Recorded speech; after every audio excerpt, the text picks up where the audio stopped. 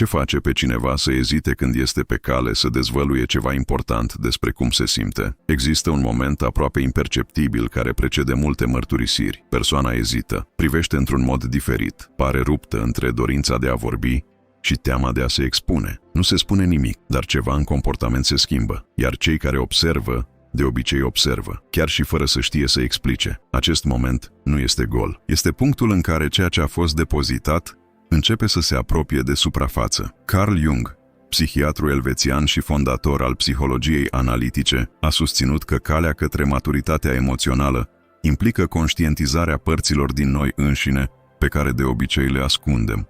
El a observat că adesea ceea ce protejăm cel mai mult este exact ceea ce ne temem cel mai mult să pierdem. Și poate de aceea atât de mulți oameni păstrează ceea ce simt atât de mult timp, nu din frig, nu din lipsă de curaj, dar pentru că, în unele cazuri, sentimentul pare prea important pentru a fi riscat, așa că așteaptă. Observați, ei rămân tăcuți până când dorința de a vorbi devine mai mare decât frica de a schimba totul. Merită să ne oprim aici înainte de a continua. Cine nu a observat niciodată la cineva apropiat semne subtile că a fost ceva nespus? Aceasta este o experiență umană comună, iar înțelegerea ei poate spune multe despre modul în care relaționăm unii cu alții. Dacă ați trăit sau observat vreodată un moment ca acesta, lăsați un singur cuvânt în comentarii care să rezumă ceea ce ați simțit. Ar putea fi ceva la fel de simplu ca liniște, așteaptă sau curaj. Răspunsul tău îi ajută pe alții să se recunoască în această poveste. Ceea ce urmează aprofundează în acest comportament uman. Semnele discrete care apar de obicei atunci când cineva adăpostește un sentiment și ce are de spus psihologia despre fiecare dintre ele. Primul semn este rareori dramatic. Apare ca o inconsecvență. Într-o zi, persoana pare apropiată, nu doar prietenos, ci prezent.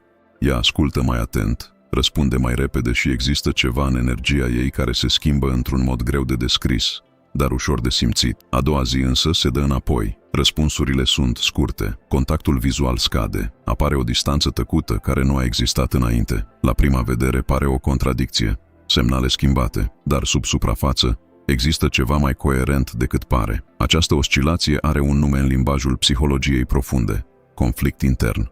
Când cineva păstrează un sentiment mult timp, emoțiile nu rămân stabile, se mișcă în valuri. Într-o clipă, sentimentul împinge persoana înainte, cerându-i să vorbească, să se apropie, să nu rateze șansa. În clipa următoare, frica preia controlul. Dacă asta schimbă totul, ce se întâmplă dacă legătura se rupe? Apoi face un pas înainte și apoi un pas înapoi. Nu este că ea nu știe ce simte, doar că ceea ce simte pare prea puternic pentru a fi gestionat dintr-o dată. Carl Jung a descris psihicul uman ca pe un sistem aflat în permanentă căutare a echilibrului între forțele opuse. Pentru el, tensiunea dintre doi poli nu este un defect, ci chiar motorul transformării interioare. Din această perspectivă, acea persoană nu este confuză. Ea este sfâșiată între două temeri la fel de reale: teama de a-l pierde pe celălalt prin tăcere și frica de a-l pierde pe celălalt tocmai vorbind. Și deocamdată încă nu s-a hotărât care dintre cei doi este mai dureros. Această mișcare apare în mici detalii. Conversația începe fierbinte și apoi se răcește brusc. Persoana pare în întregime prezentă și, câteva minute mai târziu, absentă emoțional, fără nicio explicație aparentă. Este aproape ca și cum s-ar lupta cu ceva în interiorul ei și, într-un fel, merită să ne oprim pentru a reflecta la asta. Incoerența pe care atât de des o interpretăm drept dezinteres poate fi exact invers. Poate fi greutatea unui sentiment care nu și-a găsit încă momentul să existe cu voce tare. Al doilea semn este mai subtil și, din acest motiv, trece de obicei neobservat. Din senin, persoana aduce înapoi un mic suvenir, un moment pe care alții abia își amintesc, orice conversație, un detaliu care părea nesemnificativ în ziua în care s-a întâmplat, dar ea nu a uitat. Ea își amintește ce s-a spus, cum a fost spus și chiar cum a fost cealaltă persoană în acel moment. La început pare doar o nostalgie inocentă. Privind cu atenție, totuși, există ceva mai mult. Ea nu își amintește doar momentul, ea se întoarce la el, iar și iar. Reprezintă amintirea în prezent, de parcă ar mai conta. Pentru că pentru ea contează. Iată una dintre cele mai cunoscute idei din gândirea lui Jung, că anumite momente sunt fixate în minte, încărcate cu semnificații simbolice, cu mult dincolo de ceea ce par să aibă în exterior. Când cineva devine afectuos în tăcere, memoria lui își amintește de obicei momentul exact în care a început. Nu este întotdeauna ceva mare. Uneori este dureros de simplu, poate un zâmbet oferit la momentul potrivit. Poate o ascultare atentă când nimeni altcineva nu asculta. Poate doar cealaltă ființă însuși, fără să-și dea seama că cineva era atent. Acest moment devine un fel de ancoră emoțională și de fiecare dată când persoana îl aduce înapoi, nu își amintește doar de asta. Te reconectezi cu sentimentul pe care l-ai avut atunci când ai început să-i privești diferit pe ceilalți. Acest lucru apare în expresii precum amintește-ți acea zi sau încă mă gândesc la asta. Pentru cei care ascultau, a fost doar o altă bucată de viață.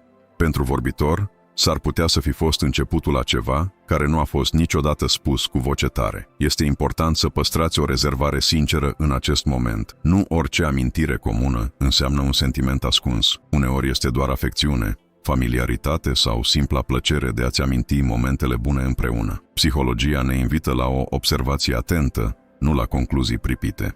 Valoarea este în observarea tiparelor, nu în descifrarea unei singure propoziții izolate. Totuși, atunci când aceste două semne apar împreună, fluctuația emoțională și revenirea constantă la aceleași amintiri, ele încetează să mai pară o coincidență. Încep să formeze un desen. Și tocmai aici povestea capătă un nou strat, pentru că ceea ce urmează nu mai este ascuns doar în comportament. Începe să se arate în privirea însăși, în ceea ce dezvăluie ochii înainte ca mintea să aibă timp să o ascundă. La un moment dat, felul în care o persoană îi privește pe ceilalți se schimbă. Nu este imediat evident, dar aspectul durează o secundă mai mult decât în mod normal. Uneori se simte moale, aproape cald, de parcă vede mai mult decât ceea ce este chiar în fața ei. Alteori este intens și în momentul în care își dă seama că a fost remarcată, se îndepărtează repede.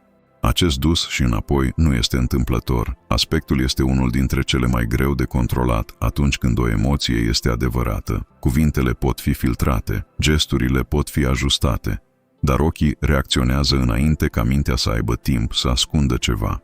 Când cineva păstrează un sentiment în tăcere, privirea la cealaltă persoană poate deveni inconfortabilă, pentru că în acel moment tot ceea ce era reținut este prea aproape de suprafață. Aici apare un concept central în gândirea lui Carl Jung, cel al personajului. Pentru el, personajul este masca socială pe care o purtăm cu toții, chipul pe care îl prezentăm lumii pentru a o proteja și a se adapta. Este util și necesar, dar sunt momente în care se destramă, chiar dacă pentru o secundă. Iar aspectul este de obicei prima crăpătură a acestei mască. Acolo scapă ceva mai autentic, înainte ca voința să reușească să redea aspectul de normalitate. Deci persoana se uită, apoi se dă înapoi. El menține contactul și apoi îl rupe, de parcă ar fi dezvăluit mai mult decât intenționa.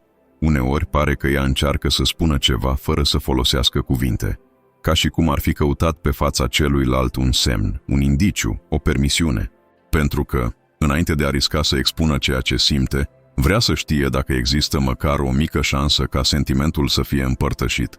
Merită o pauză aici. Aspectul, atât de obișnuit și atât de cotidian, poartă o onestitate pe care rareori suntem capabili să o degăm complet. Poate de aceea spune atât de multe, chiar și atunci când gura tace. Următorul semn este mai elaborat și necesită și mai multă atenție. La un moment dat, întrebările persoanei încep să sune diferit. Nu sunt directe, nu sunt evidente, dar este ceva în spatele lor. Ea poate întreba, într-un mod aparent casual, ce fel de persoană o admiră de obicei cealaltă persoană, sau dacă crezi că momentul potrivit face diferența într-o relație. Pare o conversație ușoară, aproape întâmplătoare, dar nu este întotdeauna. Aceste întrebări acționează ca o recunoaștere atentă a terenului. Când cineva ține un sentiment mult timp, rareori îl dezvăluie pe toate odată. De obicei, se pregătește în avans. Iar primul pas în această pregătire nu este vorbirea, ci măsurarea. Persoana încearcă să înțeleagă lumea emoțională a celuilalt, fără a o expune pe a sa. Vrei să știi unde te afli înainte de a risca ceva. Jung a descris acest univers interior mai profund, ascuns cu ideea de umbră, partea din noi pe care preferăm să nu o arătăm, formată din dorințe, temeri și adevăruri pe care le ascundem chiar și de noi înșine. A mărturisi un sentiment înseamnă, într-un fel, deschiderea unei uși către această regiune cea mai vulnerabilă. Și nimeni nu deschide acea ușă fără să verifice mai întâi dacă mediul este sigur. De aici întrebările indirecte. De aici sondajul voalat. Persoana încearcă să se apropie de adevăr, fără să dezvăluie că el este cel din spatele lui. Fiecare răspuns pe care îl dă celălalt devine, într-un fel, informații prețioase. Dacă el descrie pe cineva complet diferit de cel care întreabă, ea se dă înapoi în tăcere. Dacă răspunsurile par să se apropie mai mult de cine este ea, apare o schimbare aproape imperceptibilă, o speranță cuprinsă, dar nu o va spune cu voce tare pentru că încă se protejează. Este un echilibru delicat, să te apropii de adevăr fără a dezvălui că adevărul însuși este în joc. Merită repetat o avertizare importantă în numele onestității. Nu orice privire lungă înseamnă dragoste și nu orice întrebare curioasă ascunde o intenție secretă.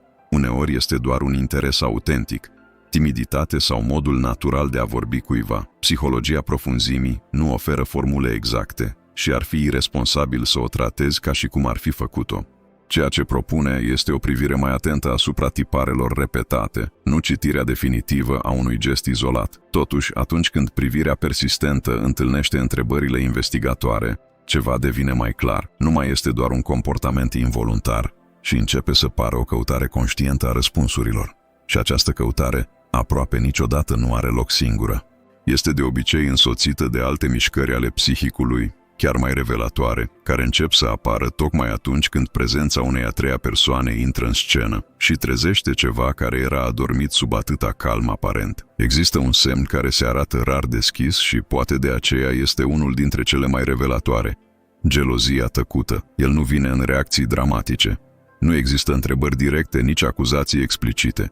Dar ceva se schimbă în momentul în care cealaltă persoană menționează o a treia persoană. Poate fi o poveste simplă, fără nicio greutate. Și brusc, energia conversației se schimbă. Persoana devine mai liniștită. Tonul se întărește puțin. Răspunsul vine ușor diferit față de înainte. Este ușor să ratezi dacă atenția ta este în altă parte, dar este acolo, prezent ca o umbră care străbate rapid mediul. Ceea ce se întâmplă sub această reacție este mai profund decât pare. Când cineva adăpostește un sentiment în tăcere, de obicei construiește în sine un fel de legătură imaginară, nu o relație combinată între cele două, ci o legătură care există mai ales în lumea internă a acelei persoane. Așa că atunci când un străin intră în scenă, chiar și întâmplător, nu se simte neutru. Sună ca o amenințare la adresa unui loc pe care ea îl ocupase doar în gând, într-un teritoriu despre care nimeni nu știa că există. Aici apare una dintre cele mai cunoscute idei asociate cu opera lui Carl Jung, proiecția. Este tendința de a vedea în ceilalți și în situații ceea ce se mișcă în noi înșine. Gelozia, din această perspectivă, dezvăluie mai puțin despre cealaltă persoană și mai mult despre lumea interioară a celui care o simte. Dezvăluie un atașament care nu a fost încă numit, o legătură care nu a fost mărturisită niciodată cu voce tare. Nu e vorba de celălalt, este vorba despre tot ce rămâne fără nume în cei care observă în tăcere. Și exact aici se află partea cea mai delicată. Persoana oficial nu are dreptul de a reacționa. Ea nu poate pune întrebări, nu poți manifesta disconfort, nu poate spune că a afectat-o. Atunci sentimentul scapă în moduri mici și limitate. O ușoară schimbare de dispoziție. Un răspuns care durează puțin mai mult. O schimbare subtilă a atenției. Nimic care să poată fi identificat cu certitudine, dar suficient pentru a fi simțit. Pentru că sub acea suprafață calmă crește o teamă tăcută, aceea de a-l pierde pe celălalt înainte de a avea curajul să se dezvăluie. Merită o pauză pentru a asimila asta. Gelozia discretă, atât de des înțeleasă greșit, poate fi ecoul la ceva ce nu a fost spus niciodată. Nu o posesie, ci o vulnerabilitate care nu a găsit încă cuvinte. Și ceea ce pare a asprime este adesea doar frica îmbrăcată în indiferență. Următorul semnal urmează o direcție diferită, dar la fel de intensă. La un moment dat, prezența persoanei devine mai constantă, nu invaziv, nu flagrant, dar în mod clar mai frecvent decât era înainte. Ea răspunde mai repede, începeți conversațiile mai des, găsește puține motive să se apropie, chiar și atunci când nu este nimic urgent de rezolvat. La suprafață pare pur și simplu cineva căruia îi place să vorbească. Privind atent, există o schimbare reală, pentru că nu este o atenție întâmplătoare. Este o abordare intenționată. Ceea ce determină acest comportament este legat de ceva ce psihologia profundă observă frecvent. Atunci când o persoană simte că este aproape de un punct de cotitură interior important, apare în ea un fel de urgență.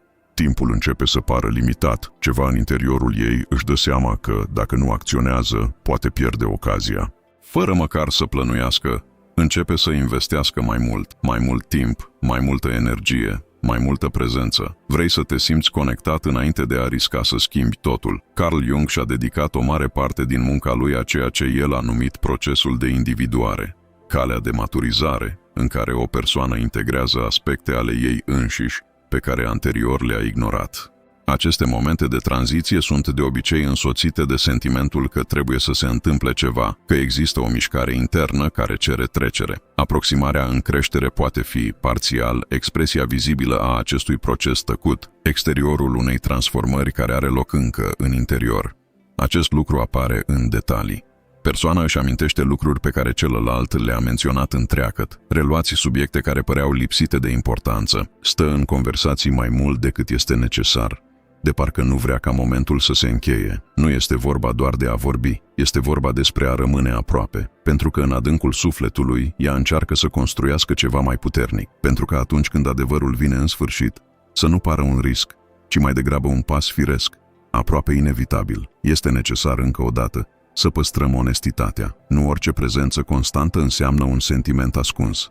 Uneori este adevărată prietenie, afinitate sau simpla plăcere de companie. Psihologia nu autorizează certitudine absolute despre inima nimănui și tratarea presupunerilor ca pe fapte ar fi nedreaptă pentru persoanele implicate. Invitația este la observarea calmă, nu la judecata pripită. Totuși, atunci când la această abordare din ce în ce mai prezentă se adaugă gelozia conținută, desenul devine greu de ignorat. Există un sentiment care se construiește, apăsând sub calm. Și toate acestea duc de obicei la un singur punct, cel mai decisiv dintre toate, acel moment în care adevărul este aproape rostit, când cuvintele ajung la marginea buzelor și ceva, în ultima secundă, îl face pe om să se retragă. Există un moment în care totul pare să se întâmple. Conversația continuă normal, atmosfera este calmă, iar apoi, brusc, persoana face o pauză. Propoziția începe, dar nu se termină așa cum era de așteptat.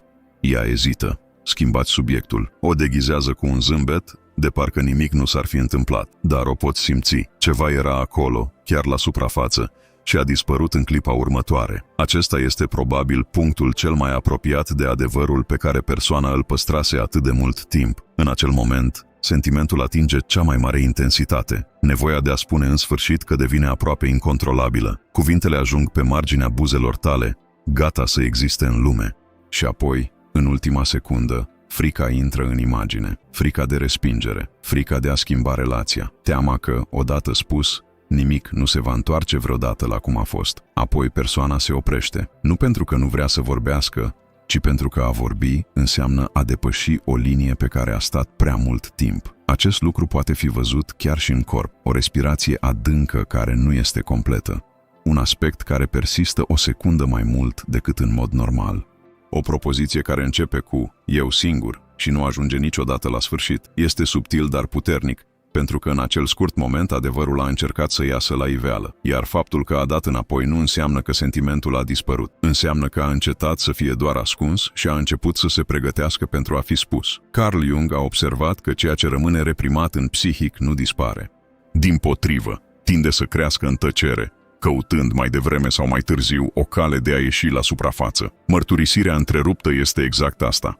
Momentul în care ceva profund aproape că izbucnește, iar partea conștientă, înspăimântată de propria sa intensitate, trage frâna în ultimul moment.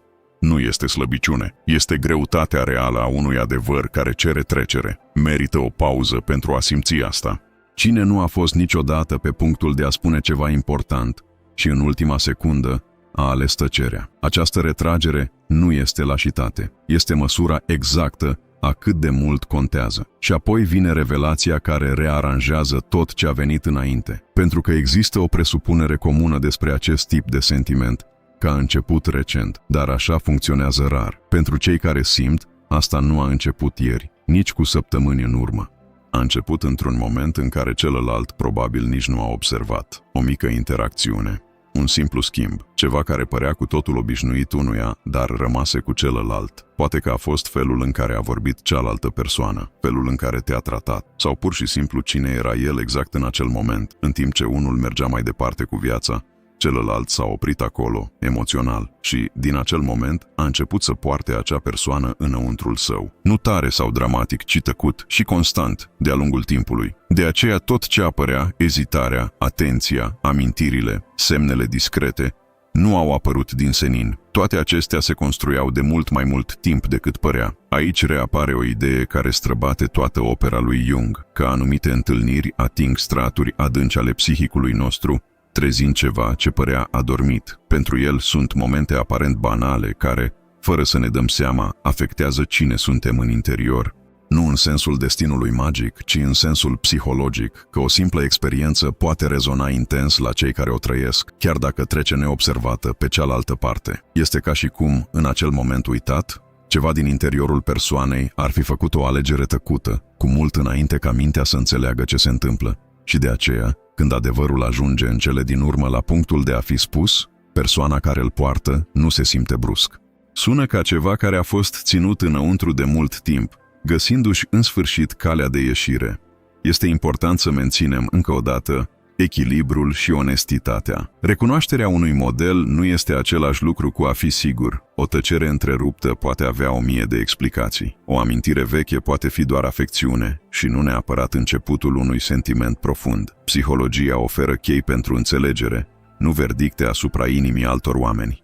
Și respectarea acestei diferențe face parte din a ne privi serios unul pe celălalt. Totuși, când mărturisirea care aproape scapă întâlnește descoperirea că totul a început mult mai devreme decât ne-am imaginat, ceva luminează complet. Ceea ce părea recent dezvăluie rădăcini adânci. Ceea ce părea confuz are sens. Și ceea ce odată a fost doar un set de semne libere se transformă într-o poveste care se scria în tăcere, în secret, pagină cu pagină. Apoi, partea cea mai esențială a tuturor rămâne: a înțelege ce să facem cu acest adevăr și de ce nu tot ceea ce simțim în fața acestor semne este exact ceea ce pare a fi. A sosit momentul să ne confruntăm cu cel mai inconfortabil adevăr dintre toate și, de asemenea, cu cel mai sincer. Nu orice semn înseamnă un sentiment ascuns. Uneori, ceea ce pare a fi dragoste este doar personalitate, e confort, este familiaritatea.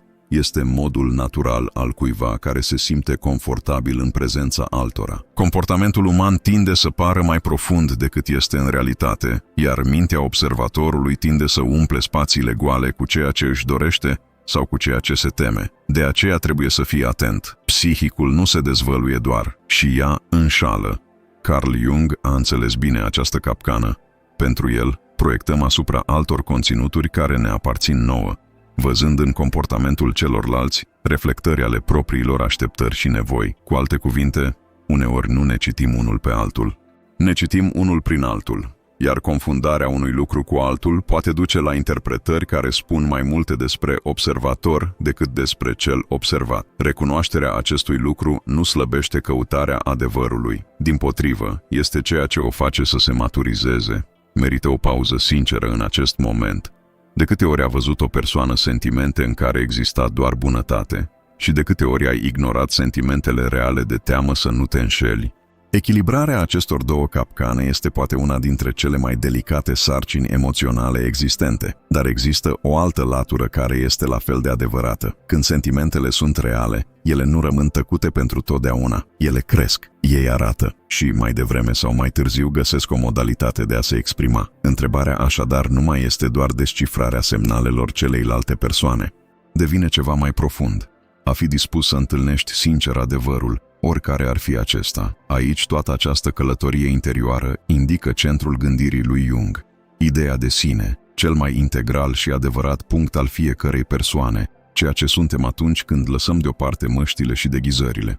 Pentru el, maturitatea emoțională nu înseamnă să-i controleze pe ceilalți și nici să le extragă o mărturisire. Este vorba despre a deveni întreg. Este vorba despre a-ți putea privi propria inimă cu sinceritate și poate să te lași să fii văzut de ceilalți fără să te ascunzi. Pentru că, în adâncul sufletului, provocarea nu este doar să știi dacă celălalt simte ceva. Adevărata provocare este să fii pregătit pentru adevăr atunci când acesta apare. Atât adevărul celuilalt, cât și al tău. Semnele, ezitarea, privirea stăruitoare, amintirile care revin, liniștea care aproape devine un cuvânt, toate acestea nu au deplin sens decât atunci când doi oameni Sunt dispuși să se întâlnească într-un mod autentic, fără măști, fără teama de a fi văzuți în întregime. Și exact acolo se opresc atâtea povești, nu pentru că sentimentul nu există, ci pentru că a dezvălui cine suntem în interior este unul dintre cele mai grele lucruri pe care le poate face o ființă umană. A arăta adevărul înseamnă a renunța la protecție, înseamnă să ai riscul de a nu fi reciproc, înseamnă să le permitem altora să vadă ceea ce păstrăm în mod normal sub cheie. Și totuși, doar prin trecerea acestui risc se poate naște ceva autentic. Poate de aceea adevărul durează atât de mult să apară, nu din cauza lipsei de sentiment, ci din cauza greutății a tot ceea ce poartă. Fiecare tăcere prelungită, fiecare cuvânt înghițit, fiecare privire care se retrage ține în ea o întrebare pe care puțini au curajul să o pună cu voce tare. Merită să se arate, chiar și fără garanția de a fi primiți, și iată invitația de a reflecta, fără răspunsuri gata. Pentru că acesta este un răspuns pe care fiecare om trebuie să-l găsească în sine. Povestea celor care iubesc în tăcere nu este atât de diferită de povestea celor care ezită să se dezvăluie. În ambele cazuri există cineva care așteaptă momentul să existe pe deplin în fața altei persoane, iar punctul în care aceste două așteptări se întâlnesc în cele din urmă este poate una dintre cele mai transformatoare experiențe pe care le oferă viața. Oricine a ajuns până aici a recunoscut cu siguranță, la un moment dat, o bucată din această istorie, fie de partea celor care au păstrat un sentiment, fie de partea celor care au observat semnele prea târziu. Și tocmai acest schimb de experiențe face ca subiectul să fie atât de viu, împărtășind ceea ce ai simțit, comparând percepții, realizând că nu ești singur în aceste îndoieli. Toate acestea te ajută să vezi mai clar ceea ce rămâne adesea ascuns. Până la urmă, poate cea mai mare descoperire nu este în a descifra semnalele altcuiva, ci în a înțelege cât de mult ezităm noi înșine în fața propriului adevăr, pentru că înțelegerea tăcerii altora este dificilă. Dar să te confrunți cu propria ta tăcere și să te decizi ce să faci cu ea, poate fi începutul unei transformări mult mai mari, care nu se termină când se termină acest videoclip. Abia începe, exact în momentul în care cineva decide în sfârșit să fie sincer cu sine. Înainte de a urmări, lăsați-l aici în comentarii pe care dintre aceste semne le-ați observat în viața reală sau poate le-ați experimentat în interior, în tăcere. Poate fi un singur cuvânt, cum ar fi priete, așteaptă sau curaj. Experiența ta îi ajută pe alții să se recunoască în aceeași poveste și este întotdeauna fascinant să vezi cum arată atâtea sentimente tăcute. Și dacă această reflecție a atins ceva în tine, abonează-te la canal și lasă un like. Poate părea un gest mic, dar este exact ceea ce întărește această comunitate de oameni curioși de mintea umană și care permite ca un astfel de conținut să ajungă în continuare la tine. Consideră aceasta o invitație de a merge în această călătorie de autodescoperire, dar călătoria nu se termină aici. Următorul videoclip apare acum pe ecran și dezvăluie ceva ce puțini se opresc să-și dea seama despre propriile sentimente. Dacă astăzi ai înțeles tăcerea altora, în pasul următor vei începe să o înțelegi pe a ta. Faceți click, urmăriți în continuare și descoperiți ce era încă ascuns.